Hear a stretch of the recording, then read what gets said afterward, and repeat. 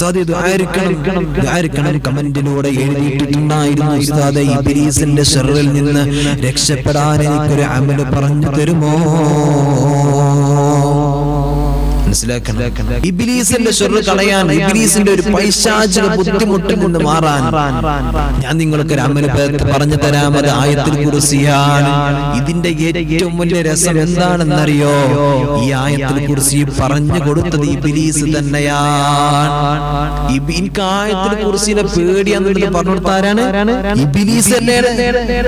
മഹാനായ അബൂ ഹുറൈറ റളിയല്ലാഹു തആല അല്ലാഹുവിന്റെ ഹബീബ് സല്ലല്ലാഹു അലൈഹി വസല്ലമ തങ്ങള് മഹാനവറുകളെ സക്കാത്തിന്റെ മാല് സൂക്ഷിക്കാൻ, അതിന്റെ സൂക്ഷിപ്പുകാരനായിട്ട് ഏൽപ്പിക്കുകയാണ്. സക്കാത്തിന്റെ മുതൽ കൊണ്ടുവന്നതൊക്കെ സൂക്ഷിപ്പുകാരനായിട്ട് മഹാനായ അബൂ ഹുറൈറ റളിയല്ലാഹു തആല അല്ലാഹുവിന്റെ ഹബീബ് സല്ലല്ലാഹു അലൈഹി വസല്ലമ തങ്ങളെ ഏൽപ്പിച്ചു. അങ്ങനെ സൂക്ഷിപ്പിങ്ങനെ അവിടെ സൂക്ഷിപ്പ് ആ ഒരു റൂമിന്റെ മുന്നിൽ ഇങ്ങനെ നിൽക്കുന്ന സമയത്ത് ഒരു വൃദ്ധനായ ഒരാൾ ഇങ്ങനെ കടന്നു വരികയാണ്. അയാള് കടന്നു വന്നിട്ട് ഈ സക്കാത്തിന്റെ മുതൽ ഇങ്ങനെ അപഹരിച്ചെടുക്കുന്നുണ്ട്, മോഷ്ടിക്കുന്നുണ്ട്. മഹാനായ അബൂ ഹുറൈറ റളിയല്ലാഹു തആല അയാളെ കയ്യോടെ പിടിച്ചു. എന്നിട്ട് മഹാനായ അബൂ ഹുറൈറ തങ്ങൾ പറയുകയാണ്, ഇന്ന് നിന്നെ അല്ലാഹുവിന്റെ ഹബീബ് സല്ലല്ലാഹു അലൈഹി വസല്ലം തങ്ങളുടെ മുമ്പിലേക്ക് ഞാൻ കൊണ്ടുപോകും, നിനക്ക് ശിക്ഷ മേടിച്ചു തരും, നീ കള്ളനാണല്ലേ. വളരെ മുഷിഞ്ഞ വസ്ത്രം ധരിച്ച ഒരാള്, കണ്ടാ നമുക്ക് മുഖത്ത് നോക്കിയാ പാപം തോന്നുന്ന ഒരാള്, പട്ടിണിയായി ഭക്ഷണം കഴിച്ചിട്ട് ദിവസങ്ങളായി എന്ന് തോന്നുന്ന ഒരാള്, അങ്ങനത്തെ ഒരു മനുഷ്യനാണ്. വളരെ വൃദ്ധനായി നടക്കാനൊന്നും കഴിയാത്ത ഒരാള്. അയാളിങ്ങനെ വിഷമം പറഞ്ഞു, തങ്ങളെ എന്നെ കൊണ്ടുപോകല്ലേ, പട്ടിണിയാണ്, വിഷമമാണ്, എന്റെ കുടുംബത്തിൽ ദാരിദ്ര്യമാണ്, ചെറിയ മക്കളാണ്, വീട്ടിലുള്ളതാരും പുറത്തുപോയി അധ്വാനിച്ചു കൊണ്ടുവരാനില്ല. അല്ലാഹുവിന്റെ ഹബീബ് സല്ലല്ലാഹു അലൈഹി വസല്ലമ തങ്ങൾ പടച്ചവനെ, മഹാനായ അബൂ ഹുറൈറ റളിയല്ലാഹു തആല അൻഹുയുടെ വിഷമം കേട്ടിട്ട് അയാളോട് പറഞ്ഞു, പൊയ്ക്കോ, ഇത് ആവർത്തിക്കരുതേ, വാണിംഗ് കൊടുത്തു വിട്ടു. ഇല്ല, ഇനി ഞാൻ വരില്ല എന്ന് പറഞ്ഞ അയാൾ പോയി.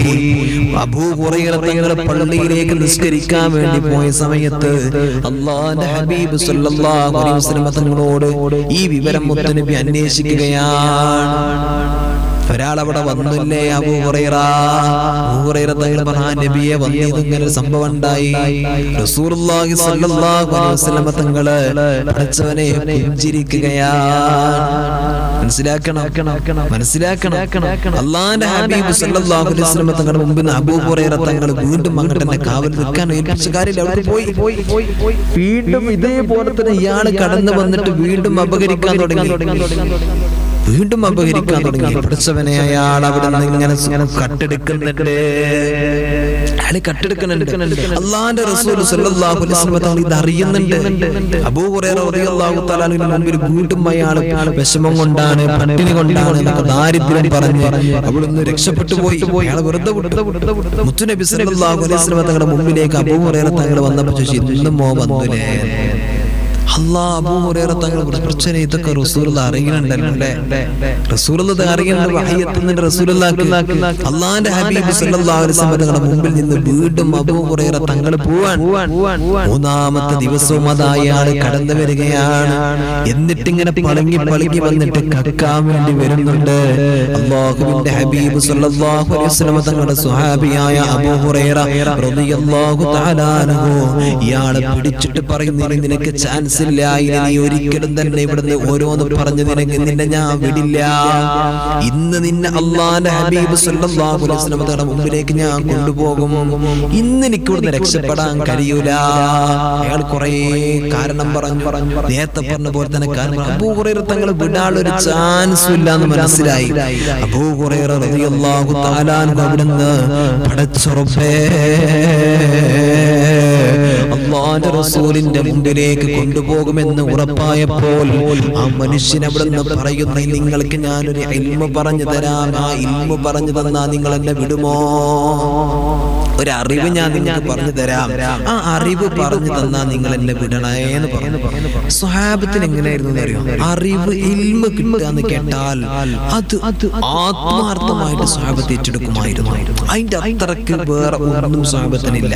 ഇന്ന് എവിടെയെങ്കിലും വായതുണ്ടെന്ന് പറഞ്ഞാൽ ആര് പോലും അല്ലേ, നമ്മൾ പെരുകൊണ്ടിരിക്കല്ലേ, അതൊക്കെ എല്ലാം മറ്റൊരു കോലൊക്കെ പോയിക്കോളും, അതല്ലേ നമ്മളെ ചിന്ത. പക്ഷെ സ്വഹാബത്ത് ഇൽമ കേൾക്കുന്നുണ്ട് എന്ന് പറഞ്ഞു കഴിഞ്ഞാൽ ആ ഇൽമിലേക്ക് എത്താൻ സ്വഹാബത്ത് അവിടെ ധൃതി കാണിച്ചിരുന്നു. ഈ മനുഷ്യൻ അവിടുന്ന് പറയാണ്, നിങ്ങൾക്ക് ഞാൻ ഇൽമ പറഞ്ഞുതരാം, ഇൽമ പറഞ്ഞു തന്നാൽ നിങ്ങൾ എന്നെ വിടണേ. അല്ലാഹുവിന്റെ ഹബീബ് സല്ലല്ലാഹു അലൈഹി വസല്ലം തങ്ങളുടെ മുമ്പിലേക്ക് കൊണ്ടുപോകാൻ നിന്ന ഈ മനുഷ്യൻ പറഞ്ഞപ്പോ അല്ലാഹുവിന്റെ റസൂലിന്റെ സ്വഹാബിയായ അബൂ ഹുറൈറ റളിയല്ലാഹു തആല അൻഹു പറഞ്ഞു, ഇൽമ കിട്ടല്ലേ, എന്നായിക്കോട്ടെ ഇൽമ പറഞ്ഞു. എന്താ ഇൽമ? ഇബ്ലീസിന്റെ പേടിയുള്ള ഒരു അമലാണ്. ഇബ്ലീസ് ഇത് ചൊല്ലിക്കഴിഞ്ഞാൽ ഒരിക്കലും ഇബ്ലീസ് നമ്മുടെ മുമ്പിലേക്ക് വരൂല.